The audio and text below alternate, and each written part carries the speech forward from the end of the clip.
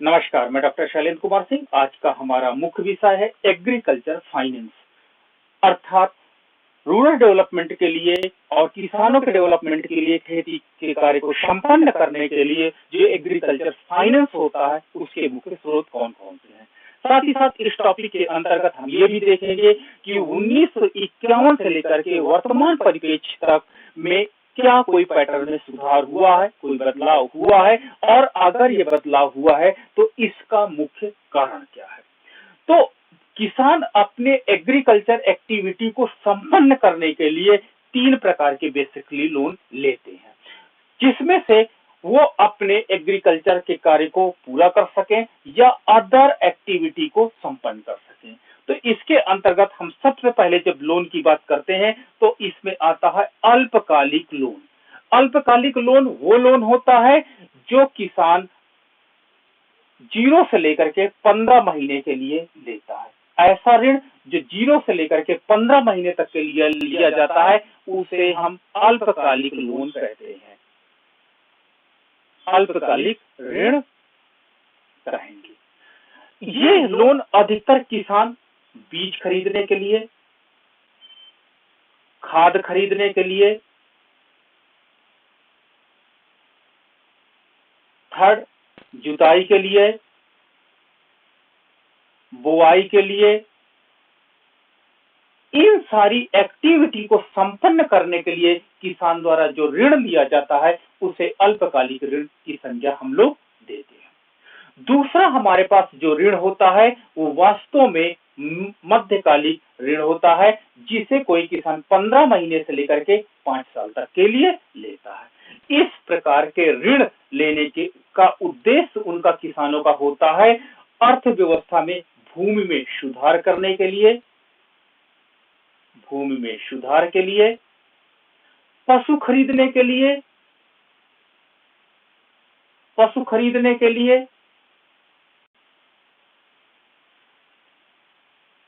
कृषि उपकरण खरीदने के लिए,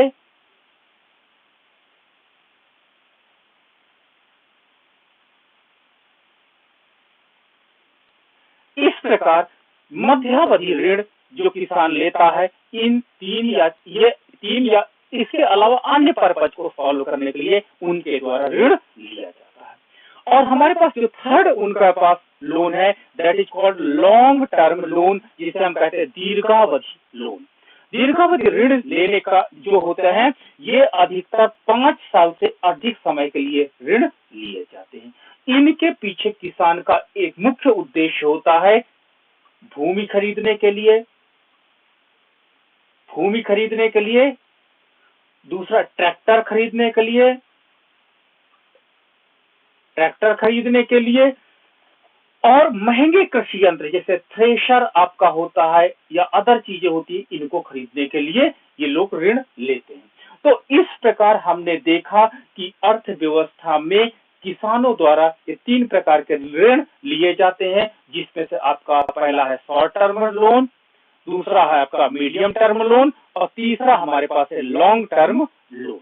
तो ये 3 लोन लिए जाते हैं बेसिकली हमने देखा। अब हमारे पास ये क्लासिफिकेशन करते हैं कि लोन का टारगेट क्या है, उद्देश्य क्या है, जो लोन किसान द्वारा लिया जाता है इसका ऑब्जेक्टिव क्या है।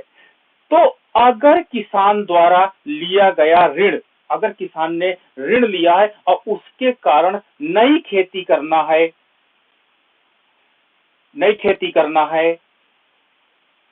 ठीक है, या भूमि को समतल करना है, भूमि को फर्टाइल बनाना है, तो इस प्रकार की अगर एक्टिविटी आती है तो हम इसे क्या कहेंगे, उत्पादक क्रिया। ठीक है, कभी कभी किसान इसलिए ऋण लेता है ताकि पुराने कर्जों को चुकाया जा सके,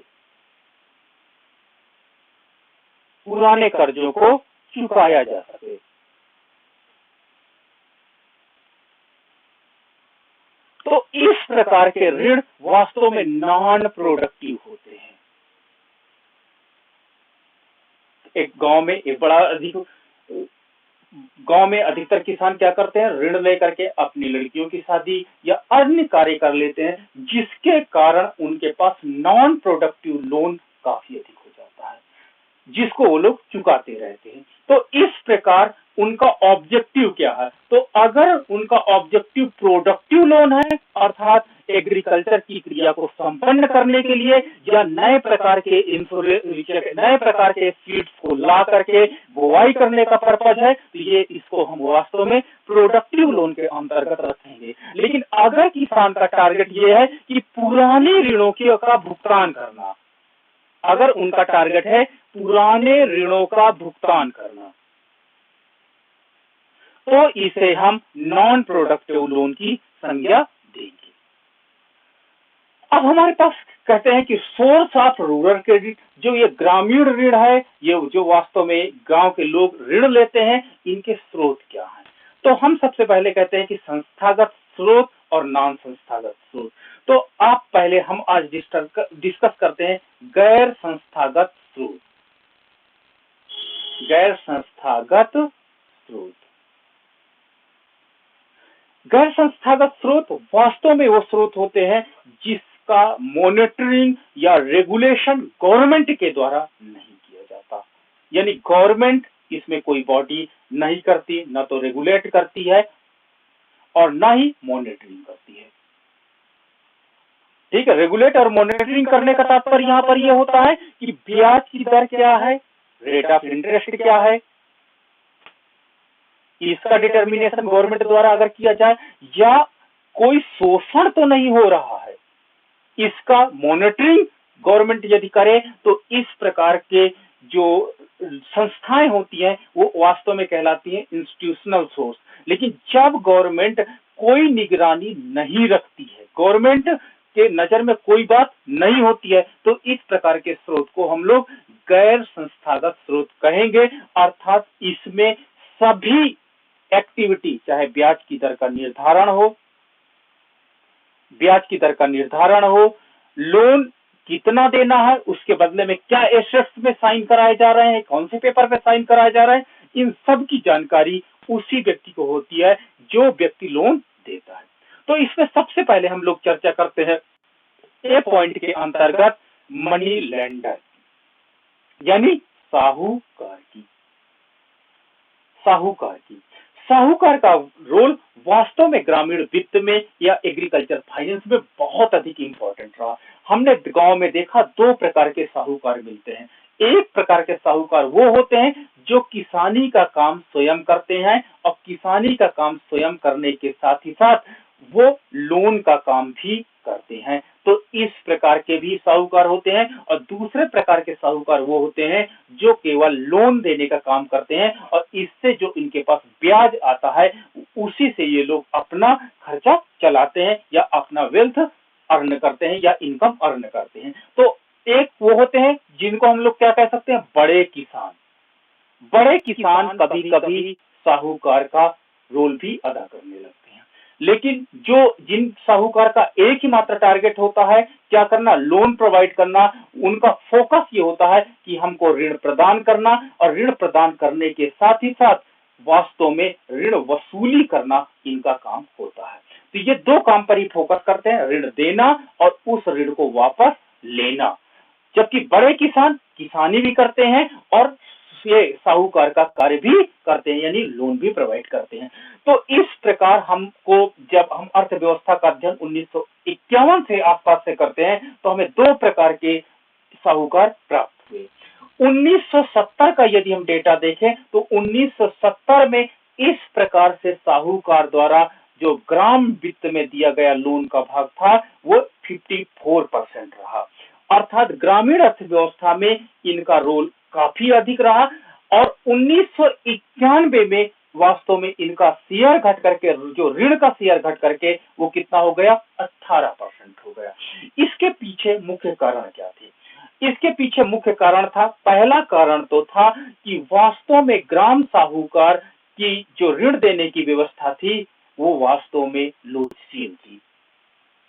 लोचशीलता का तात्पर्य क्या है? लोचशीलता का मतलब होता है कि ग्राम साहूकार के पास आप रात में 12 बजे भी चले जाइए और आप लोन ले सकते हैं, लेकिन वर्तमान संस्थागत में अगर बैंक के पास रात में 12 बजे जाएंगे तो आपको लोन नहीं मिलेगा। दूसरी चीज क्या होती थी कि इनके पास पेपर वर्क कम करना पड़ता था, पेपर वर्क कम होता था, बस एक दो जगह साइन कर दीजिए, बाकी वो मनी लेंडर्स अपना करते रहते थे। तो और बैंक में वास्तव में पेपर वर्क अधिक होने के कारण लोग इस प्रकार का ऋण नहीं पसंद करते थे। लेकिन दूसरी चीज तरफ, एक तरफ तो 1970 तक इसका शेयर बढ़ने का ये कारण था कि लोकशीलता थी, दूसरी तरफ संस्थागत सोर्स का अभाव था। हमारे पास कोई ऐसे बैंक्स नहीं थे जो वास्तव में इस तरह के ऋण में हेल्प कर सके, इसलिए लोगों की मजबूरी थी 1970 तक कि हमको अधिक से अधिक मात्रा में ऋण जो थे वो साहूकार से लेना पड़ते। तो यहाँ पर एक डिमेरिट थी, ये साहूकार ऋण तो देते थे, लेकिन ऋण की एक परेशानी क्या थी कि इनके ऋण में लोन का जो रेट ऑफ इंटरेस्ट था उसका अमाउंट अधिक था, रेट ऑफ इंटरेस्ट ज्यादा था, रेट ऑफ इंटरेस्ट ज्यादा था, जिससे ग्रामीण अर्थव्यवस्था में शोषण काफी अधिक दिखाई पड़ता था। दूसरा, कभी कभी ये लोग फर्जी तरीके से, यानी अगर उसने किसान ने 1 लाख का लोन लिया है तो वो उसकी बुक में 2 लाख का लोन दर्शा देते थे, जिसके परिणाम स्वरूप किसानों का शोषण बहुत ज्यादा होता था। तो इस प्रकार मनी लेंडर का भारतीय अर्थव्यवस्था में बहुत अधिक भूमिका थी और ये मनी लेंडर अर्थव्यवस्था में, ग्रामीण वित्त में बहुत महत्वपूर्ण भूमिका निभा रहा था। दूसरी हम बात करते हैं ट्रेडर्स की, व्यापारियों की या कमीशन एजेंट की। हम जब व्यापारी और कमीशन एजेंट की बात करते हैं तो कमीशन एजेंट और ट्रेडर्स भी रूरल फाइनेंस में अपना वित्त या लोन प्रोवाइड करते थे। ये भी एग्रीकल्चर एक्टिविटी को संपन्न करने के लिए रूरल फाइनेंस में लोन देते थे और लोन देने का इनका भी मकसद क्या था, ऊंची ब्याज की दर अर्न करना, ब्याज ज्यादा है उसको अर्न करना। लेकिन ट्रेडर्स और कमीशन एजेंट किसानों को मजबूर करते थे, किसानों को मजबूर करते थे किसके लिए, अपनी फसल बेचने के लिए, अपनी फसल बेचने के लिए। किसको, उन्हीं को। वो कहते थे कि आपको हम लोन तो देंगे लेकिन लोन के बदले में आपको अपना, जैसे गेहूं है तो गेहूं को कम दाम पर हमें बेचना होगा, हमें बेचना होगा। तो ये किसानों से सस्ते दाम पर अनाज को ले लेते थे और दूसरी तरफ अपने लोन पर हाई रेट ऑफ इंटरेस्ट लगाते थे, हाई रेट ऑफ इंटरेस्ट लगाते थे। तो इनसे इकोनॉमी में दो प्रकार से शोषण था, एक तरफ तो सस्ते दामों पे अनाज को बेच करके और दूसरे तरफ से ऊंची ब्याज की दर लगी। तो ये भी अर्थव्यवस्था में शोषण का एक अच्छा जरिया था, जो अर्थव्यवस्था में ग्रामीण वित्त में एक्टिव भूमिका तो निभा रहा था, लेकिन ग्रामीण लोगों का शोषण करने में भी ये लोग आगे थे। 1951 में ग्रामीण वित्त या साख में इनका योगदान 5.5% था, लेकिन 1961 में इनका शेयर बढ़ करके 8.7% हो गया, जो वास्तव में बहुत अधिक तेजी से बढ़ा, क्योंकि हम लोग स्वतंत्रता प्राप्त किए थे और स्वतंत्रता के बाद हमें वित्त की बहुत अधिक आवश्यकता थी और गवर्नमेंट के पास संस्थागत स्रोत के साधन नहीं थे, जिसके परिणाम स्वरूप हमारी डिपेंडेंसी इन पर बढ़ गई और हमने लोन लिए। लेकिन जब सरकार ने 1969 में बैंकों का राष्ट्रीयकरण किया, 1975 में इन्होंने रीजनल रूरल बैंक, क्षेत्रीय ग्रामीण बैंक की स्थापना की और 1982 में इन्होंने नाबार्ड की स्थापना की, तो वास्तव में लोगों ने गैर संस्थागत स्रोतों से ऋण लेना कम किया और परिणाम स्वरूप इनका शेयर 1991 में घट करके 2.5% ही बचा। हम तीसरी बात करते हैं रिलेटिव्स की। ग्रामीण वित्त में जो हमारे संबंधी होते हैं, रिश्तेदार होते हैं, उनकी भूमिका अधिक होती है। हाँ, रिश्तेदारों में एक विशेष बात होती थी, इनसे मनी मिल जाती थी, किसानों को मनी मिल जाती थी और कभी कभी ब्याज की दर शून्य होती थी। क्यों? क्योंकि रिश्तेदार अधिकतर ब्याज नहीं लेते थे और फसल पकने के बाद फसल पकने के बाद ये अपने रिश्तेदारों को पैसा वापस कर देते थे। इस प्रकार रिलेटिव्स का बहुत अधिक ग्रामीण वित्त में महत्व रहा। अगले बार हम करते हैं भूस्वामी की, लैंडलॉर्ड्स की एंड अदर्स। लैंडलॉर्ड्स और अदर्स ये वास्तव में भी ग्रामीण वित्त में, रूरल फाइनेंस में महत्वपूर्ण भूमिका निभाते थे, लेकिन इनके द्वारा भी दिया गया लोन या ऋण ऊंची ब्याज की दर पर दिया जाता था, ऊंची ब्याज दर पर दिया जाता था, जिसके परिणाम स्वरूप अर्थव्यवस्था में शोषण बहुत अधिक दिखाई पड़ता था। शोषण के साथ साथ बेगारी प्रथा और दास प्रथा हमें ज्यादा दिखाई पड़ी। बेगारी प्रथा वो प्रथा होती है जिसके अंतर्गत हमें भूस्वामी का कोई ना कोई काम, जैसे उनके घरों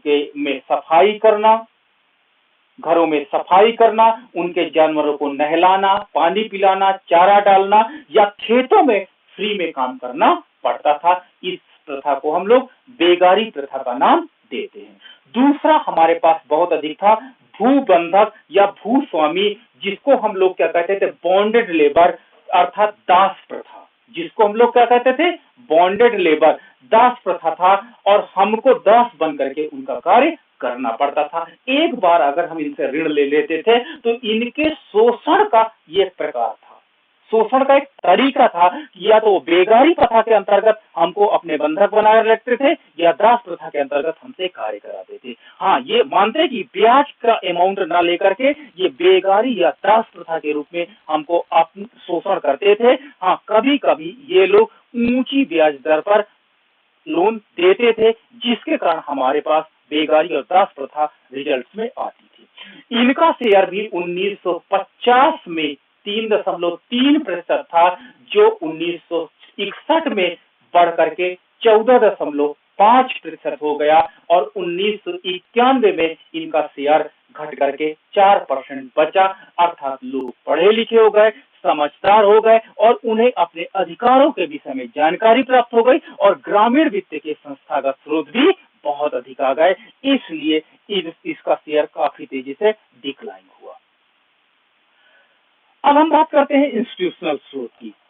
इंस्टीट्यूशनल स्रोत ऐसे स्रोत जिसको गवर्नमेंट रेगुलेट करता है, या गवर्नमेंट या उनकी कोई कमेटी, और इस पर रेगुलेशंस काम करते हैं, और दूसरा मॉनिटरिंग काम करती है। रेगुलेशंस ये होते हैं कि आपको रेट ऑफ इंटरेस्ट कितना रखना है, ये भी आपको मॉनिटरिंग की जाएगी, ऑपरेट किया जाएगा। दूसरा, इसमें क्या होता है, आपके वसूलने का तरीका क्या, आप पेपर वर्क क्या करते हैं, आपके पास कोई हिडन टर्म एंड कंडीशन तो नहीं है, इन सब की मॉनिटरिंग भी की जाती है। तो इस प्रकार के संस्था जिनको गवर्नमेंट रेगुलेशन और मॉनिटरिंग दोनों करे, उन संस्थाओं को हम लोग इंस्टीट्यूशनल सोर्स की संज्ञा देते हैं। इसके अंतर्गत हम जब बात करते हैं तो हम बात करते हैं कोऑपरेटिव क्रेडिट सोसाइटीज की। कोऑपरेटिव क्रेडिट सोसाइटीज का रोल बहुत अधिक इंपॉर्टेंट हो जाता है जब हम बात करते हैं कि वास्तव में एग्रीकल्चर सेक्टर में सबसे सस्ता और किसानों के लिए बढ़िया लोन का स्रोत रहा। अर्थात कोऑपरेटिव संस्थाओं से किसान कम पैसे में, कम ब्याज पर, जिसको कहते हैं कम ब्याज पर, आसानी से लोन प्राप्त कर लेते थे। और 1992-93 में रिजर्व बैंक ऑफ इंडिया, 1992-93 में रिजर्व बैंक ऑफ इंडिया की सहायता प्राप्त होने के कारण इन्होंने बहुत अधिक ऋण बांटे, और 1951 में जहां पर इनकी संस्थाओं की जो संख्या थी वो 3% थी, और जो 1992 में बढ़कर के 93, और इनके द्वारा लोन जो था 5080 करोड़ रुपीस हो गया। और प्रेजेंट टाइम में इन्होंने 86% विलेजों में विस्तार कर लिया है। तो इस प्रकार हम देखते हैं कि जो कोऑपरेटिव क्रेडिट सोसाइटी थी, ये अर्थव्यवस्था में, ग्रामीण वित्त में बहुत अधिक महती भूमिका निभाई। और किसान जो महाजन, चुंगल या ट्रेडर्स, कमीशन एजेंट से, नॉन इंस्टीट्यूशनल संस्थाओं से फंसे हुए थे, उनको काफी अधिक इन्होंने निजात दिलाया। दूसरा हमारे था लैंड डेवलपमेंट बैंक। एक और बैंक आया जो संस्थागत था, और इसका नाम था भूमि बंधक बैंक या भूमि विकास बैंक के नाम से जाना जाता है। ये इसका उद्देश्य था किसानों को लैंड खरीदने के लिए लोन प्रोवाइड करना। किसके लिए? लैंड के लिए। तो और साथ ही साथ आप ट्रैक्टर खरीदने के लिए भी लोन ले सकते हैं, ट्यूबवेल के लिए भी आप लोन ले सकते हैं। इस प्रकार जो हमारी दीर्घकालिक एसेट्स थी उसको डेवलपमेंट करने के लिए लैंड डेवलपमेंट बैंक खोला गया, और इस बैंक से आप 15 वर्ष से लेकर के 20 वर्ष तक का ऋण ले सकते हैं, जो वास्तव में एक अच्छा टाइम था। दीर्घकालिक ऋण के लिए एक अच्छा टाइम था, और जिसमें हम अपनी एसेट्स को डेवलपमेंट कर सकते हैं। 1950 और 51 में इन्होंने 3 करोड़ रुपए का ऋण दिया, जिसको 1997-98 में इन्होंने बढ़ा करके 3640 करोड़ रुपए कर दिया। इस प्रकार हम देखते हैं कि लैंड डेवलपमेंट बैंक ने ग्रामीण स्रोत में शाख में बहुत अधिक अपनी भूमिका निभाई। अब हम अगर बात करते हैं तो कॉमर्शियल बैंक की, क्योंकि वास्तव में ये जो लैंड डेवलपमेंट बैंक थे या कोऑपरेटिव सोसाइटीज थी, ये क्या करते हैं, लोन तो दे रहे थे लेकिन बहुत छोटे आकार में ही एग्रीकल्चर फाइनेंस को उपलब्ध करा रही थी। छोटे छोटे किसान या अन्य व्यापारियों को ये लोन नहीं दे पा रहे थे। इसके लिए गवर्नमेंट ने 1955 में जैसे एसबीआई खोला, और एसबीआई का टारगेट भी यही था कि वास्तव में मार्जिनल सेक्टर के लोगों, व्यापारी और किसानों को लोन प्रोवाइड किया जाए, और 1969 में इनका राष्ट्रीयकरण किया गया। और राष्ट्रीयकरण करने का एकमात्र वजह थी कि वास्तव में इनका रोल इंपॉर्टेंट बनाया जाए और ग्रामीण वित्त में, एग्रीकल्चर फाइनेंस में इनको एक्टिवली इन्वॉल्व किया जाए। इसलिए कॉमर्शियल बैंक्स को लाया गया। कॉमर्शियल बैंक्स 1969 में 14 बैंकों का राष्ट्रीयकरण किया गया। बाद में 1980 में और बैंकों का भी 6 बैंकों का राष्ट्रीयकरण किया गया। इस प्रकार अर्थव्यवस्था में हमने देखा कि कॉमर्शियल बैंकों ने एक महती भूमिका निभाई, और इन्होंने 2006-7 तक 140,380 करोड़ रुपीस तक का एग्रीकल्चर लोन बांट दिया। इस प्रकार हम देखते हैं कि कॉमर्शियल बैंक ने भी बड़ा एक्टिवली रोल अपनाया, और इनके द्वारा भी कम ब्याज दर पर लोन, एग्रीकल्चर लोन बांटे गए। और इसके अलावा ये मार्जिनल फार्मर पर अधिक फोकस करते थे, जिस सेक्टर को अधिकतर बैंक छोड़ रहे थे, क्योंकि मार्जिनल फार्मर के पास इतनी अधिक एसेट्स नहीं होती है, तो उनको कम लोन की आवश्यकता होती है, इसलिए ये कार्य किया गया। लेकिन बैंकों के राष्ट्रीयकरण से बात नहीं बनी। एग्रीकल्चर फाइनेंस की जरूरतों को पूरा नहीं हो पा रहा था। एग्रीकल्चर फाइनेंस की जरूरतें ज्यादा थी, गवर्नमेंट परेशान थी। कमर्शियल बैंक भी बड़े किसानों को ही टारगेट कर रहे थे, कमर्शियल बैंक। अतः सरकार के पास मजबूरी में अपने विशेष टारगेट के साथ एक बैंक खोला गया, जो 1975 में, जिसे हम आरआरबी या रीजनल रूरल बैंक, क्षेत्रीय ग्रामीण बैंक के नाम से जानते हैं। क्षेत्रीय ग्रामीण बैंक के नाम से हम जानते हैं। तो क्षेत्रीय ग्रामीण बैंक का एकमात्र टारगेट था कि अर्थव्यवस्था में केवल ग्रामीण क्षेत्र में ऋण उपलब्ध कराना। ग्रामीण क्षेत्र में ऋण उपलब्ध कराना इसका मुख्य टारगेट था। 2006-7 के अंतर्गत 196 ग्रामीण बैंक थे, जिन्होंने 20440 ग्रामीण लोन बांटा, और इसका एकमात्र टारगेट था कि अर्थव्यवस्था में ग्रामीण या मार्जिनल सेक्टर में लोन को उपलब्ध कराना इनका एकमात्र टारगेट था। यानी ग्रामीण क्षेत्र में ऋण उपलब्ध कराना इनका एकमात्र टारगेट था। हाँ, शुरू 1975 में क्षेत्रीय ग्रामीण बैंक ओपन किए गए थे और प्रारंभ में 5 ग्रामीण बैंक ओपन किए गए, जिसमें उत्तर प्रदेश में आपके पास मुरादाबाद में एक बैंक खोला गया, दूसरा आपके पास वेस्ट बंगाल में मालदा, इसी प्रकार के कुछ क्षेत्रीय ग्रामीण बैंक 5 जगह पर खोले गए और जिनका उद्देश्य था ग्रामीण यानी रूरल फाइनेंस को प्रोवाइड करना, ताकि एग्रीकल्चर सेक्टर का तेजी से डेवलपमेंट हो सके। तो इस प्रकार हमने देखा कि वास्तव में ग्रामीण वित्त क्या है तथा ग्रामीण वित्त के अंतर्गत कौन कौन से स्रोत हैं जो अर्थव्यवस्था को मजबूती प्रदान कर रहे थे और इनमें क्यों कमियां थी, और संस्थागत और गैर संस्थागत स्रोत के लिए हम लोग क्यों दूसरे पर निर्भर रहते थे। तो इन सभी बातों की जानकारी हमने आपको प्रदान किया। इसके अगले वीडियो में हम देखेंगे इसमें मुख्य समस्याएं क्या थी। तो अगर आपके पास कोई प्रश्न हो तो आप हमें जरूर भेजिएगा। Thank you.